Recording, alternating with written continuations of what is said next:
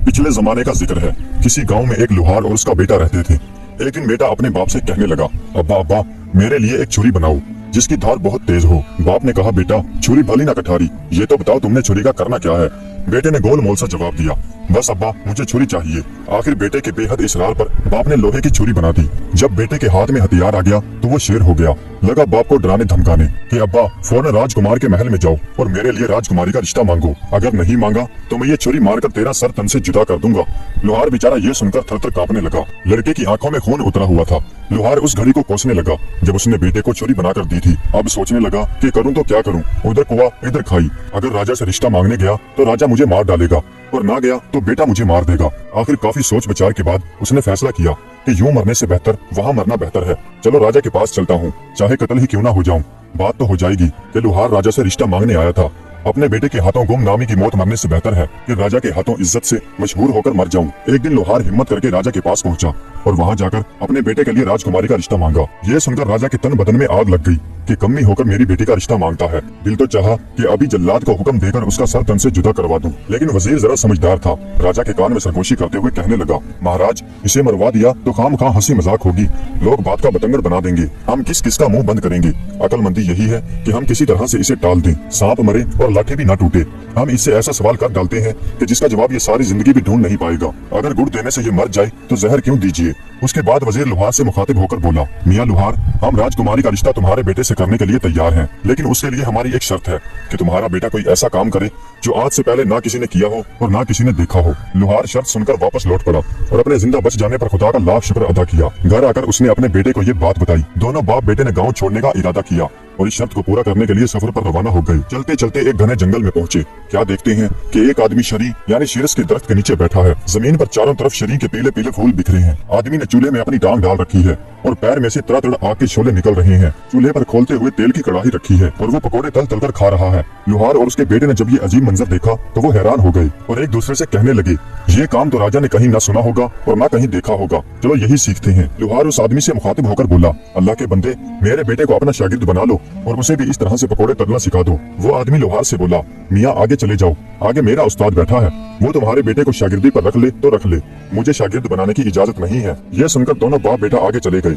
चलते चले जा रहे थे। आगे क्या देखते हैं कि एक बड़ की छांव के नीचे एक आदमी बैठा है और बड़ के चारों तरफ बड़ का फल बिखरा हुआ है। उसने चूल्हे में अपनी टांग डाल रखी है और एड़ी में तरह तरह आग के शोले निकल रहे हैं और चूल्हे पर उबलते हुए तेल की कड़ाही रखी है और वो जलेबियां तल तल कर खा रहा है। लोहार और उसके बेटे ने जब ये मंजर देखा तो एक दूसरे से कहने लगे, अरे ये काम तो पिछले काम से भी मुश्किल है, ये काम तो राजा ने ना कहीं देखा होगा और ना कहीं सुना होगा, चलो यही सीखते हैं। लोहार उस आदमी से मुखातिब होकर बोला, अल्लाह के बंदे, मेरे बेटे को भी अपनी शागिर्दी में रख ले, इसे भी इस तरह से जलेबियां तलना सिखा दे। उस आदमी ने लोहार से कहा, मियाँ आगे जाओ, आगे मेरा उस्ताद बैठा है, वो तेरे बेटे को शागिर्दी पर रख ले तो रख ले, मुझे शागिर्द बनाने की इजाजत नहीं है। ये सुनकर दोनों बाप बेटा आगे रवाना हो गए। वो चलते चलते एक और जगह पर पहुंचे जहाँ क्या देखते हैं कि एक आदमी बेरी के पेड़ के नीचे बैठा है। जमीन पर बेरी के मीठे मीठे बेर बिखरे पड़े हैं। उसने भी चूल्हे में अपना पैर डाल रखा है और पैर में से तरह आग के शोले निकल रहे हैं। चूल्हे पर गन्ने के रस से भरी हुई एक कड़ाही रखी है और वो गुड़ बनाकर खा रहा है। लोहार और उसके बेटे ने जब ये मंजर देखा तो मन ही मन में कहने लगे, अरे ये काम तो पिछले काम से भी ज्यादा मुश्किल है, ये काम तो राजा ने ना कहीं सुना होगा और ना कहीं देखा होगा, चलो यही सीख लेते हैं।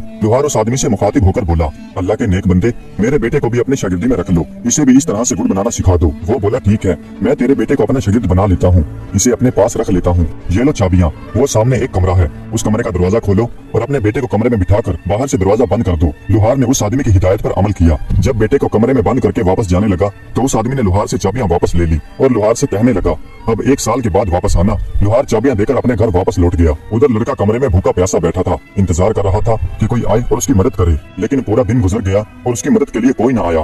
फिर जब लड़के ने कमरे में चारों तरफ देखा तो उसके रोंगटे खड़े हो गए, खून खुश्क होने लगा। उसके सामने एक खौफनाक नजारा था।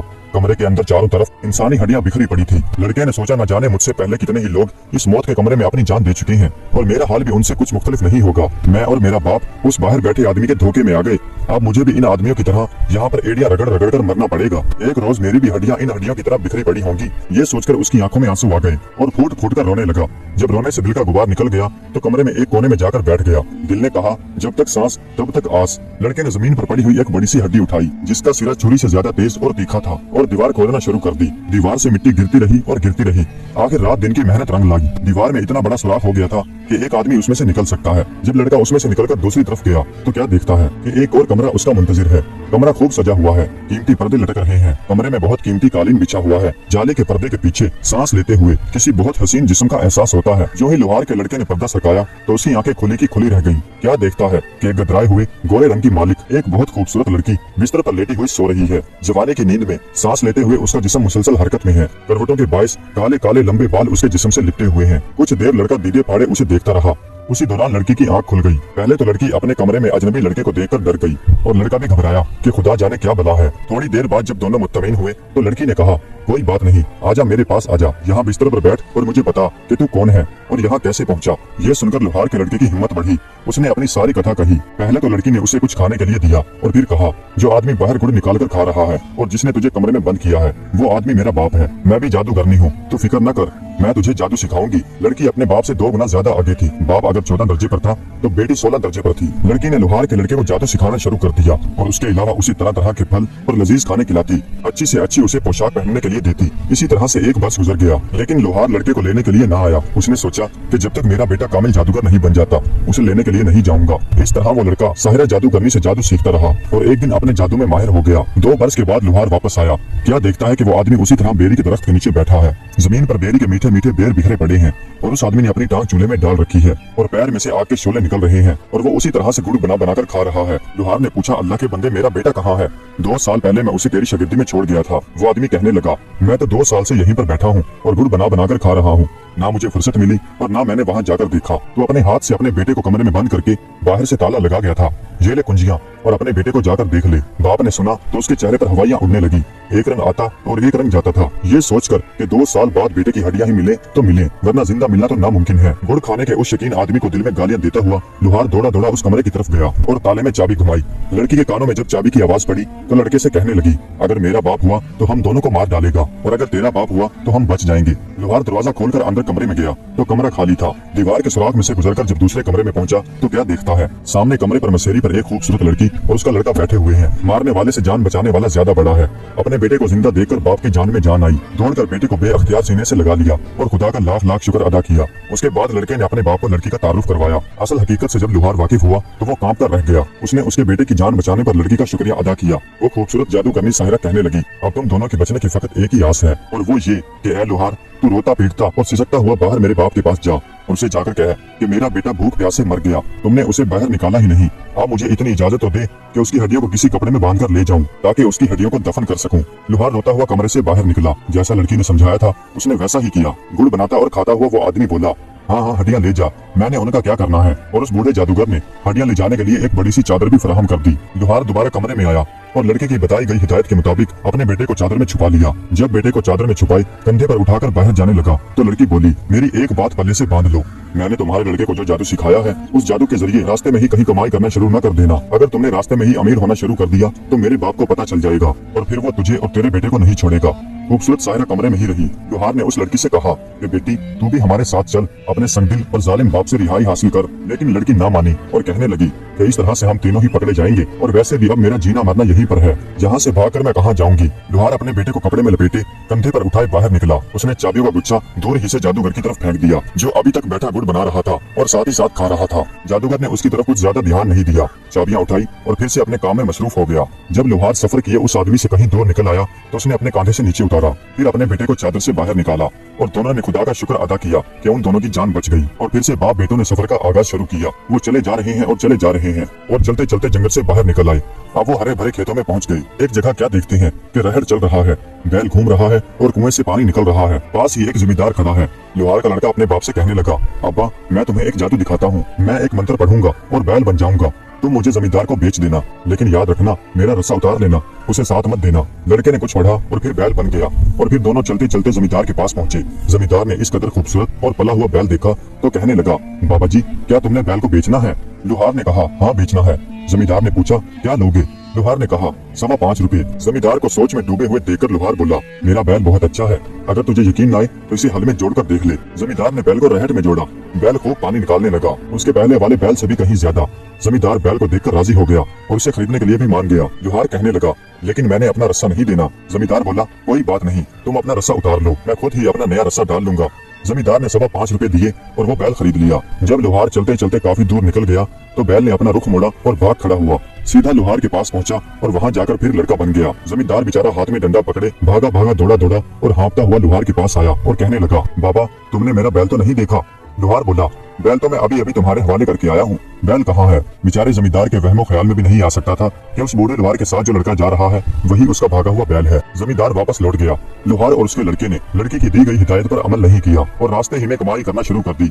अब रास्ते ही में उन्हें उसका खामियाजा भुगतना पड़ा। बूढ़े जादूगर को पता चल गया कि लोहार का लड़का जिंदा है और मेरी कैद से फरार हो चुका है। मेरी अपनी बेटी ने उसे मुकम्मल जादू सिखा दिया है। वाकई ही घर का भेदी लंका ढाता है। जादूगर ने एक बूढ़े आदमी का भेष धारा और उनसे पहले ही आगे रास्ते में आकर बैठ गया।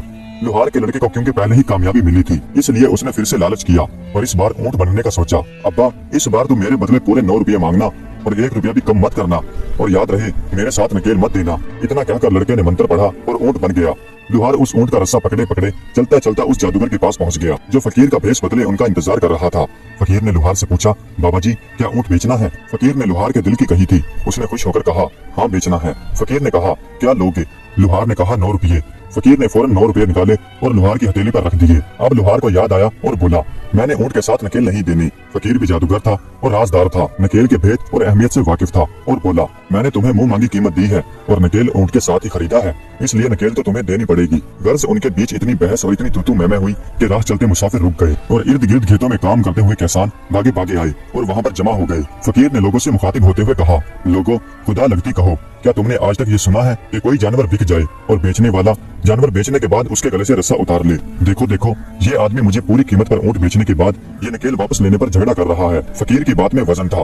जब लोगों ने देखा कि ये तू मैं नकेल के लिए हो रही है तो सबने लोहार को झूठा किया। इतने लोगों के आगे लोहार की पेश न गई। उसे ना चाहते हुए भी ऊंट के साथ फकीर के हवाले वो नकेल करनी पड़ी। फकीर जो जादूगर था और नकेल की हकीकत से वाकिफ था, खुशी के मारे उछलने लगा। लड़का अब जादूगर के कब्जे में था क्योंकि अब नकेल जादूगर के हाथ में थी और इसलिए उसके लिए अब ये मुमकिन न था कि वो पहले की तरह आजाद होकर वहाँ से भाग जाए। लेकिन लड़का भी अब आम लड़का नहीं था। 2 साल जादू करने की लड़की की शागिर्दी में रहने के बाद एक कामिल जादूगर बन चुका था। उसने मंत्र पढ़ा और कबूतर बनकर उड़ गया। जादूगर के हाथ में नकेल का दूसरा सिरा फट से नीचे गिर गया। उसने पीछे मुड़कर देखा तो ऊंट का कहीं नामो निशान भी नहीं था और नकेल नीचे जमीन पर घिसट रही थी। अब जादूगर ने भी मंत्र पढ़ा और बाज बनकर कबूतर के पीछे लग गया। लेकिन लड़का भी कुछ कम नहीं था, शेर को सवा शेर। कबूतर ने जब नीचे झुककर देखा, गांव की कुछ औरतें झुकी हुई छप्पड़ में से हाथ भर भरकर काली से चिकनी मिट्टी निकाल रही हैं ताकि अपने कच्चे घरों और फर्शों पर पोछा लगा सकें। इससे पहले कि बाज कबूतर को पकड़ता, लड़का मंत्र पढ़कर मेंढक बनकर छप्पड़ में जा गिरा। ये देखकर बूढ़ा जादूगर पगला बन गया। छप्पड़ में उतरा और चूंचे मार मार कर मेंढक को तलाश करने लगा।